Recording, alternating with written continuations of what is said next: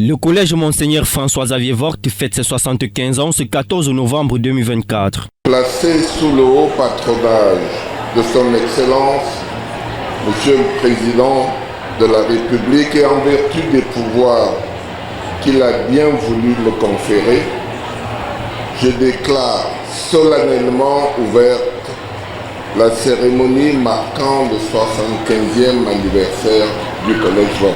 Célébration meublée par des prières et des discours qui relatent les prouesses accomplies au Cameroun depuis 1948 par cet établissement secondaire privé de l'archidiocèse de Yaoundé. Au fil des années, le Collège Vogt est devenu plus qu'un simple établissement scolaire, mais une école de vie, voire une famille, temple mythique de la formation et donc de la course permanente vers l'excellence. L'archevêque métropolitain de Yaoundé salue la contribution de cette école au développement national et international, tant sur le plan économique, social que politique et éducatif. Mais il importe de poser dès aujourd'hui les jalons aux solutions des défis auxquels peuvent être confrontées les générations futures. Je puis vous assurer que la volonté de l'Église reste totalement ouverte à la dynamique croissante qui se dessine à travers cette célébration.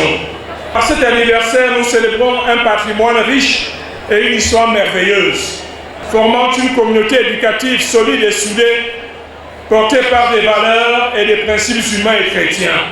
Le principal entend pour sa part mettre du sien afin que ce collège garde sa réputation. Dans le meilleur des cas, qu'il continue de progresser et d'innover. Merci surtout au chef de l'État aussi qui a bien voulu, je dirais, parrainer cet événement. Nous voulons aussi revoir d'ici quelques années, fêter les 100 ans de Vogt avec un collège ayant une renommée davantage encore plus grande, avec des locaux aussi rénovés. Bref, nous voulons perpétuer l'excellence au collège de Vogt.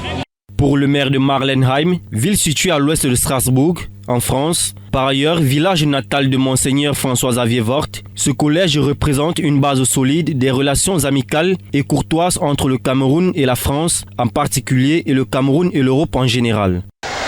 Je formule le vœu que son existence perdure dans le temps et qu'il continue à former les jeunes générations tout en veillant à faire perdurer la mémoire de son fondateur, mais également sa vision de l'éducation et du monde. Pour les promotionnaires des années 1960, c'est un agréable plaisir de se retrouver ici après plus de 50 ans. Ça fait chaud au cœur de retrouver ceux avec qui on a cheminé il y a 50 ans. Et il faut transmettre le flambeau aux jeunes générations. Et je crois que ça a été illustré par le président du Conseil constitutionnel qui fait office de doyen pendant cette célébration du 75 ans. Nous ne savons pas par quelle alchimie les sœurs du collège de la retraite et les frères du collège Vogt s'étaient mis d'accord pour nous faire admettre à Vogt un collège exclusivement réservé aux garçons à l'époque.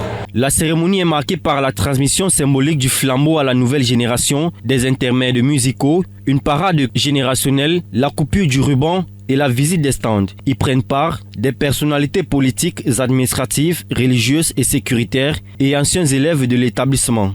Une minute de silence est observée en honneur des aînés et camarades disparus. Les festivités s'achèvent le 17 novembre prochain. Il est annoncé au cours de cette célébration la création d'un congrès mondial vogtois qui va permettre de pérenniser l'excellence retrouvée du collège et contribuer au développement économique et culturel du Cameroun.